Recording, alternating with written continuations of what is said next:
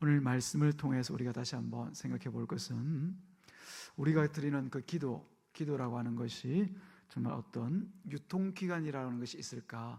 요새도 보면은 식품마다 유통기간이 있잖아요. 그래서 유효기간을 지나면 또 폐기하고 버리고 그러지 않습니까? 그러면 이 기도는 유통기간이 있을까? 유통기간이 있을까? 여러분, 있다면 어느 정도일까요? 있다면 말이죠, 오늘 본문을 통해서 우리가 기도하고 난 뒤에, 기도 후에 나타나는 일어나는 일들을 다시 한번 우리가 생각해 보기를 바랍니다.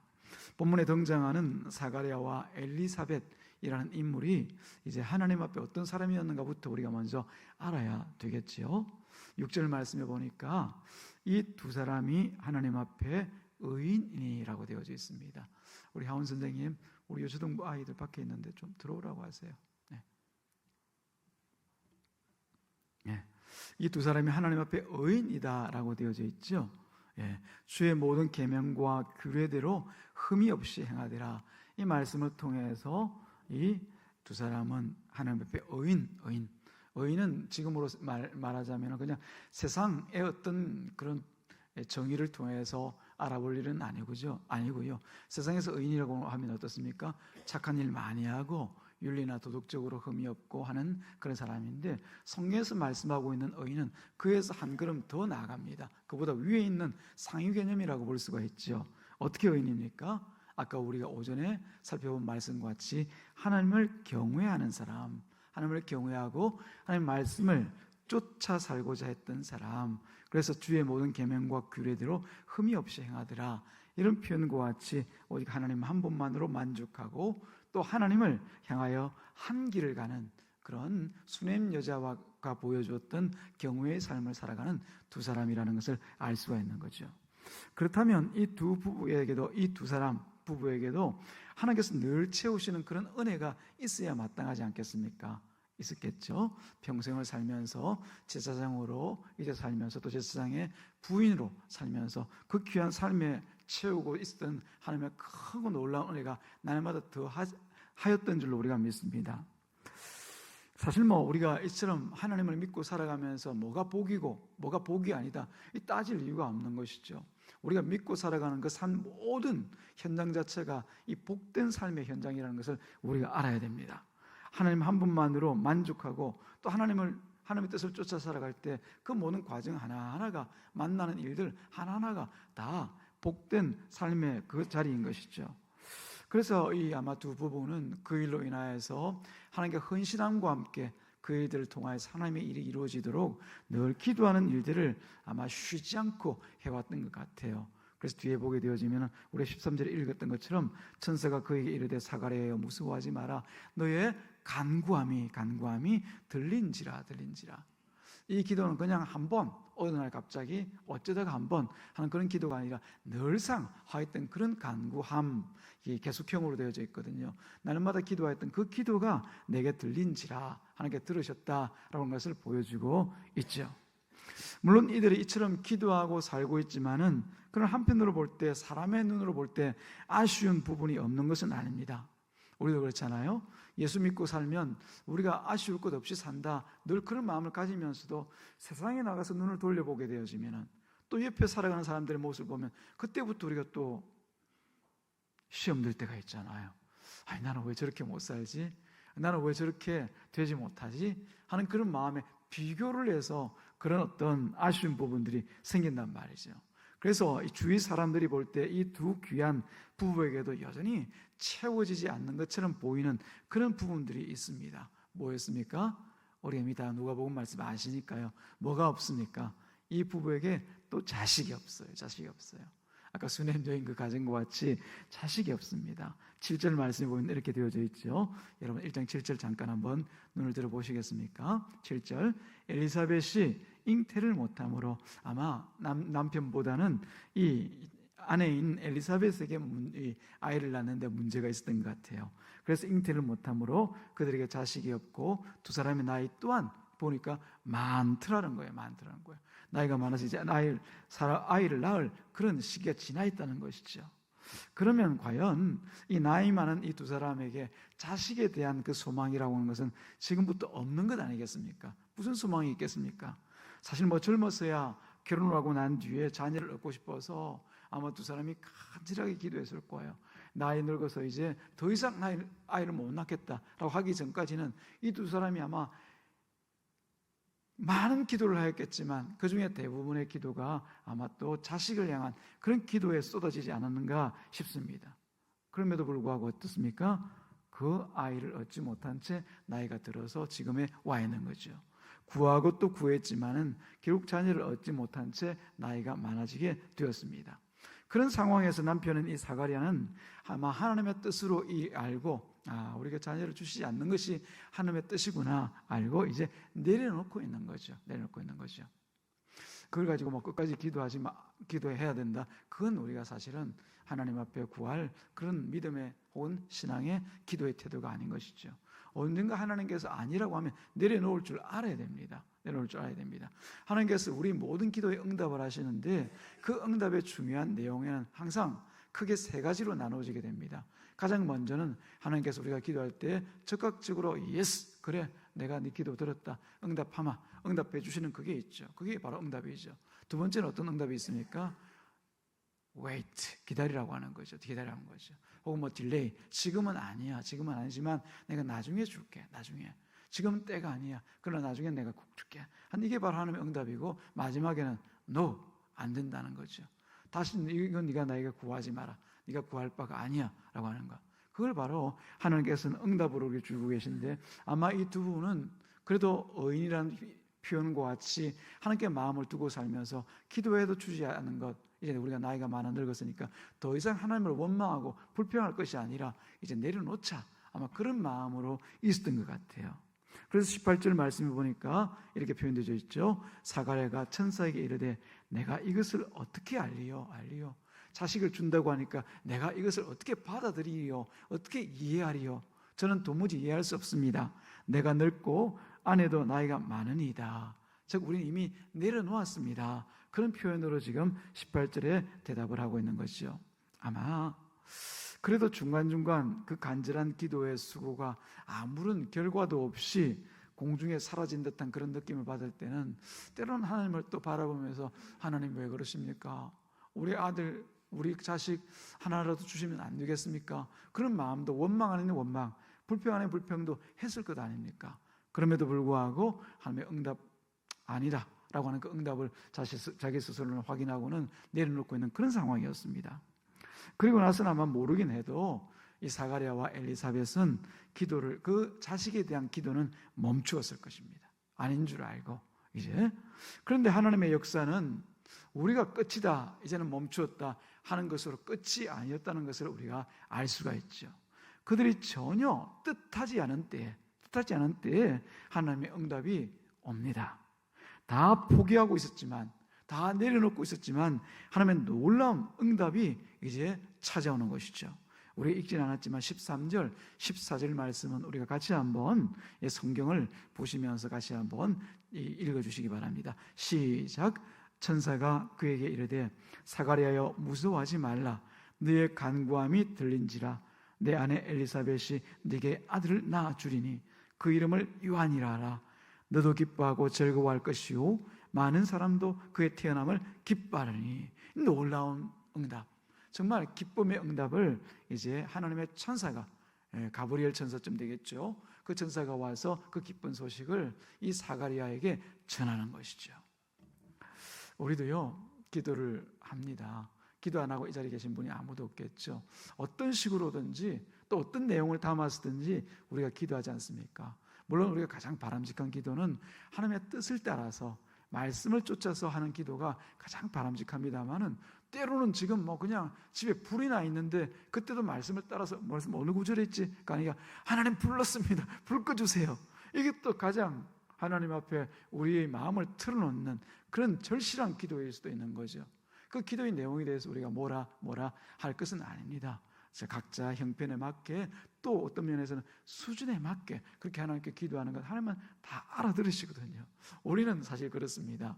아이들에게 뭐 저와 같이 이제 뭐 이런저런 뭐 지식도 어느 정도 살다 보니까 갖춰지고 해가지고 어른들 사이에 하던 말들을 가지고서 아이들한테 그대로 얘기하다 보면 아이들이 잘 못 들어요. 못 들어요. 저는 얘기하는데 잘 못 듣습니다. 아이들도 또한 자기들 말을 가지고서 우리가 뭐 자기가 와가지고 얘기하면 제가 또 잘 못 알아들을 게 있거든요. 요즘 아이들 보면 말을 줄이고 또 나름대로 뭐 자기들이 가지고 있는 뜻을 가지고서 얘기를 하지 않습니까? 그런 것들 우리가 들을 때 때로는 무슨 말이야 무슨 말이야 아무리 귀를 쫑긋 해서 들어도 잘 모릅니다. 뭐 현타가 왔다 이런 얘기 보니까 국어 사전에도 없어요. 근데 뭐 그게 뭐냐, 현실 타임이라는 거죠. 아십니까? 예. 저분도 좀 이렇게 연세가 드셨나요? 현타가 무슨 뜻이죠? 맞습니다. 현실 자각 타임. 현실에서 만나는 자각하는 그런 타임, 현타입니다. 청년 이렇게 현타를 그런 것과 같이 우리가 물론 뭐 저는 모르는 건 아니지만은 저도 가능하면은 우리 청년들 젊은 세대들과 이렇게 교통하고 교제하기 위해서 계속적으로 저는 이제 귀를 열어놓고 또 마음을 열어놓고서 이렇게 계속적으로 이제 좀 듣기를 원하고 또 들은 대로 저도 같이 대화가 될 수 있도록 그렇게 되기를 따라가기를 원하지만은 자칫 그걸 좀 놓쳐버리면은 그런 말들을 듣는 것조차도 힘들어지게 되는 거죠. 이처럼 이제 우리가 기도를 하면서 하나님 앞에 어떤 모양과 형식으로, 어떤 말로, 어떤 언어로, 어떤 수준으로 라고 하는 것은 우리가 정해서 이렇게 해야 돼 라고는 할 수 없습니다. 어떤 기도이든지 하나님은 우리와 달리 다 알아들으셔요. 하면 척 척하면 척 알아듣는 것처럼 하나님 다 알아주셔요. 그래서 그 기도의 제목과 또는 범위와 그 수준에 대해서 우리가 제한할 건 없습니다. 다 하면 되는 거죠. 근데 중요한 것은 뭐냐면은 그렇게 기도를 하면서 어떤 기도들은 우리가 스스로가 포기해버릴 때가 있습니다. 포기해버릴 때가 있습니다. 정말 내가 기도하였던 그 기도가 지금 뭐 10년이 아니라 20년, 30년 지났는데도 불구하고 이게 계속적으로 응답이 안 되네. 그러면 이 사가랴와 엘리사벳과 같이 그럼 하나님께서 놓으라고 하셨나 보다 내려놓고 있을 수도 있어요. 그 이제 포기하고. 근데 하나님은 이게 하나님의 일은 끝이 아니라는 겁니다. 그때부터 시작해서 혹은 그 이전부터 이미 그 일을 진행해 오고 계셨던 것을 우리가 알 수가 있는 거죠. 제가 뭐 이 자리에 계신 분이니까 제가 말씀드리기가 참 이렇게 좀 조심스러운 면도 있는데 우리 윤순영 권사님 얼마나 오랫동안 이동환 우리 선생님 위해 가지고 기도하고 강구했습니까? 물론 그 전에도 한 번씩 초청한 날은 와가지고 자리를 또 채워주시기도 하셨지만 저는 이번에도 VIP 우리 봄에 그 초청날을 통해서 기도하고 그 이름을 올려놓고 매일 똑같은 이름이죠.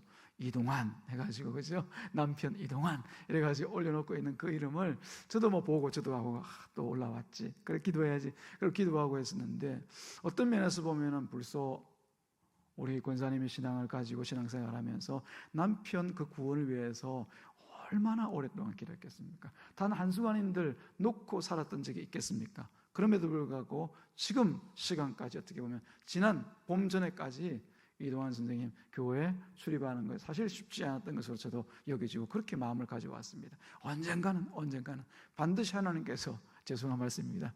이 세상 떠나기 전까지는 반드시 예수 믿고 하나님 앞에 쓰임받은 날이 있을 거야. 그런 마음으로 기도하고 또 우리 권사님 또 권면하고 했던 거 기억이 납니다. 기억나시죠? 그죠? 네. 그런데 어떻습니까? 우리가 이제는 아니겠지. 이제는 뭐 하나님의 때나 돼야 되겠지. 하나님의 때가 바로 지금 이루어진 것이에요. 매 주일마다 우리 이동환 선생님 오셔가지고 자리에 딱 앉아가지고 예배드리는 모습은 저는 그 자리가 너무나 행복해요. 기적의 역사를 보는 것과 같이 하나님의 신실하신 그 은혜와 그 긍휼과 자비와 그 약속의 말씀 이루어가시는 그 일들을 보는 것처럼 저희는 굉장히 큰 감동이 있습니다. 바로 그거예요.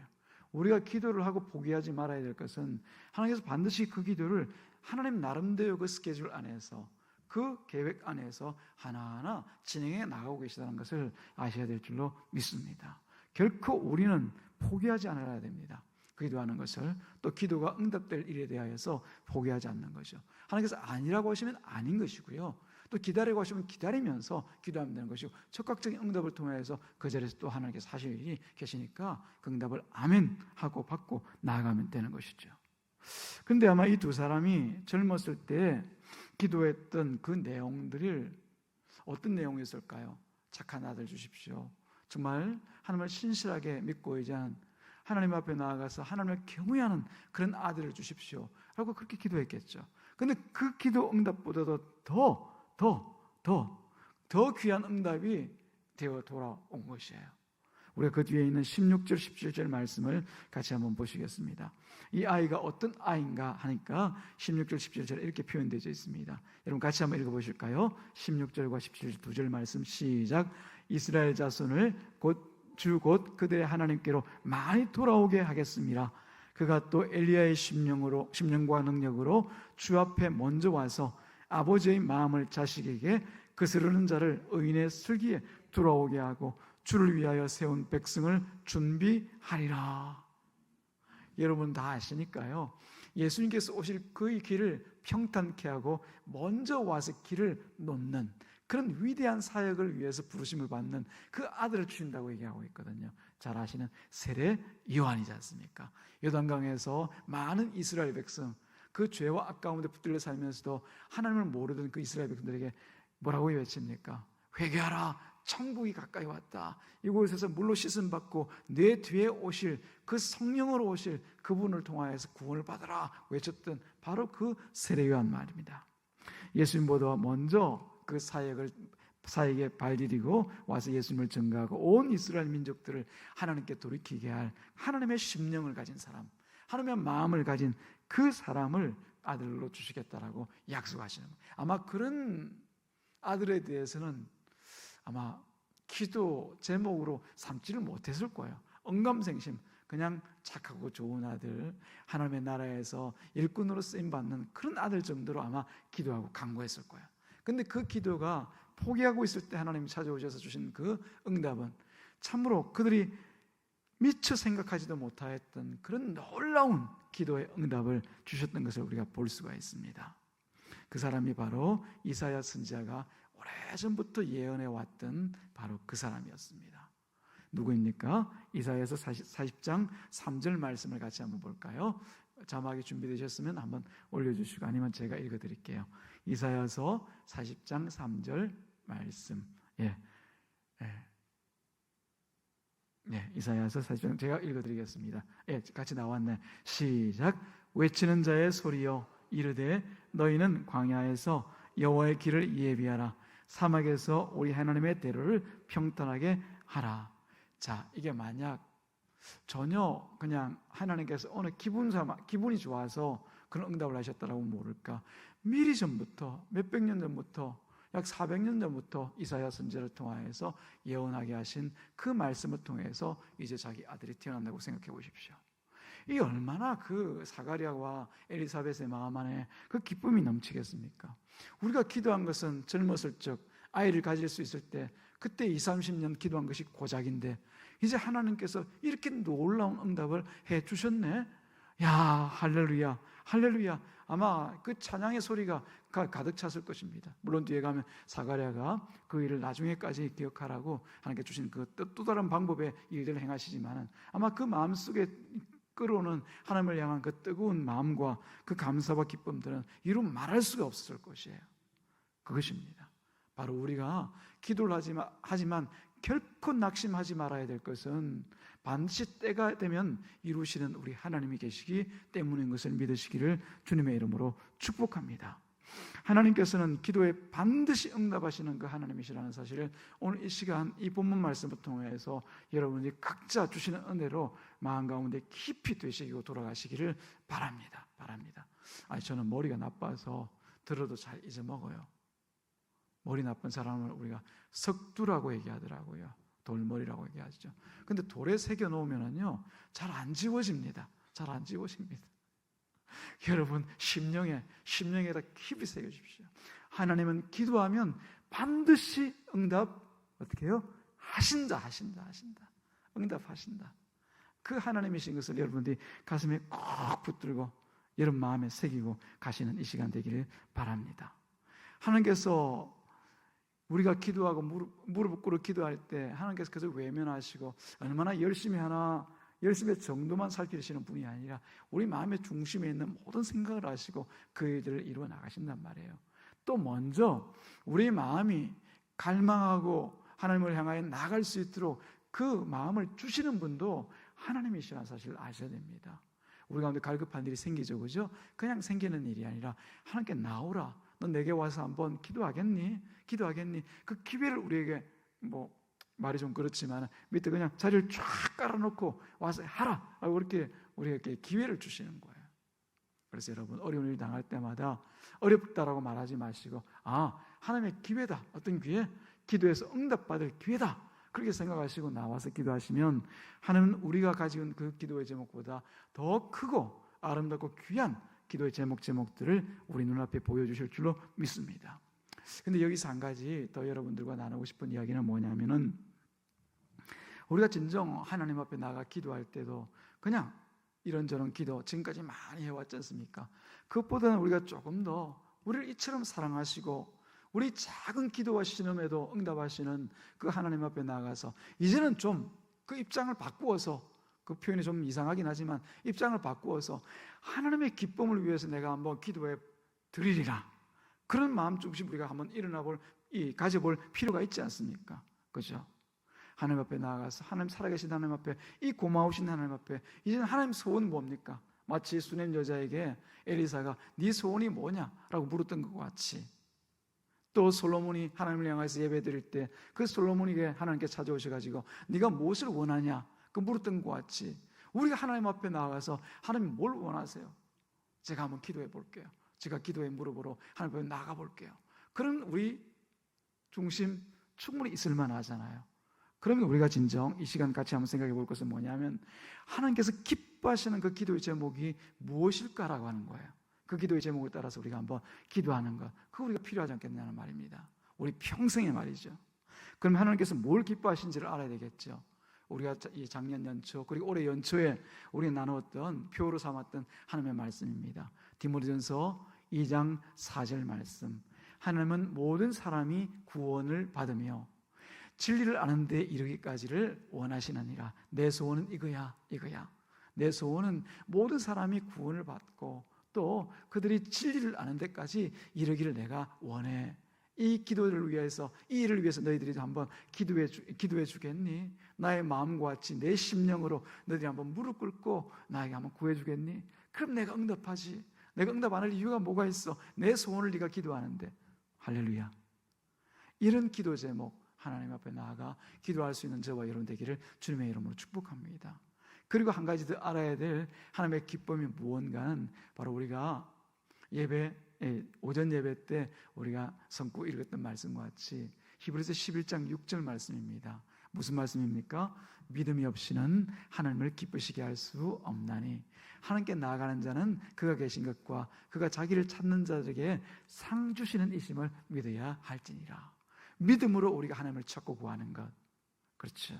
사가랴와 엘리사벳과 같이 진정 살아계신 그 하나님을 인정하고 이 하나님 앞에 나아가서 우리가 구하면 반드시 하나님께서 응답하실 것이라고 하는 것을 믿고 나아가 기도하는 것, 이거 하나님께서 기뻐하셔요. 그리고 뭘 주신다고 얘기합니까? 상 주신 이심을 믿어야 할지니라. 그분이 바로 우리가 기도할 때 우리 믿음에 대하여서 하나님께서 가장 좋은, 우리가 기대하지도 못하고 상상하지도 못한 그 상을 주실 분이라는 것을 우리가 믿고 나아가 기도할 때 하나님의 기쁨이 충만하여서 그 응답들이 날마다 우리 가운데 누려질 줄로 믿습니다. 그래서 우리가 이번 가을에는 조금 더 우리가 힘써서 하나님의 보좌 앞에 나아가기를 바라고요. 또 더하여서 우리 전반기 봄에 우리가 10주 동안 VIP를 작정하고 생명을 전하는 사람들의 축제, 생명축제를 통하여서 참으로 많은 영혼들을 위해서 기도하지 않았습니까? 74명의 영혼의 이름을 알지 못하는 영혼들은 어디에 있는 누구, 이렇게 해서 74명을 우리가 같이 기도하고 강구했습니다. 기도 강구했는데 그날 왔어요, 안 왔어요? 오신 분들 빼고는 다 안 왔어요. 네. 그러면 우리가 기도했던 거 다 어디 갔나요? 그냥 사라지고 말았나요? 물거품이었나요? 그냥 신기루였나요? 아닐 거 아니에요. 오늘 사가랴와 엘리사벳이 하나님께 받은 이 귀한 응답을 보면서 우리가 그냥 헛되이 기도한 것이 아니구나. 물론 그 즉시 응답을 받았던 우리 윤순영 권사님 가정도 있지만은 그 외에 각각 우리가 기도했던 한 영혼들은 아직까지도 하나님께서 그 품 안에 딱 품으시고 기도 응답을 가운데 풀어주실 그때를 기다리고 계신단 말이에요. 그럼 우리가 그들을 위해서 어떻게 해야 돼요? 다시 한번 기도하는 겁니다. 계속해서 기도하는 겁니다. 쉬지 않고 기도하는 겁니다. 그럴 때 그들을 통하여서 이루실 하나님의 그 기쁨이 우리 가운데 어떻게 드러나는지 이 가을에 우리가 다시 한번 경험하는 역사가 있기를 주님의 이름으로 축복합니다. 이번엔 7주입니다. 7주간 우리가 생명축제를 앞두고서 매주마다 다시 한번 VIP를 정하여 올리고, 전반기 때 그 이름 똑같이 올려도 좋습니다. 올리고 또 혹은 주변에 내게 내 눈에 밟히는 내 마음에 또 새겨지는 그런 영혼들이 있으면 그 영혼들 가져와서 하나님 앞에 올려드리자고요. 그리고 나서 하나님께서 어떻게 일하시는지 우리가 잠잠히 기다리면 하나님께서 반드시 응답하실 줄로 믿습니다. 하나님께서 기뻐하시는 그 소원을 가지고서 모든 사람이 구원에 이르며 구원을 받으며 진리를 아는 데까지 이르기를 원하시는 그 주님의 소원대로 이번 가을에도 다시 한번 주님 앞에 나아가 우리가 힘써 헌신하는 시간들이 있길 바랍니다. 그 열매를 누가 먹게 되나요? 저와 여러분들이 먹고 또 그 영광을 하나님께서 받으실 줄로 믿습니다. 기도하겠습니다.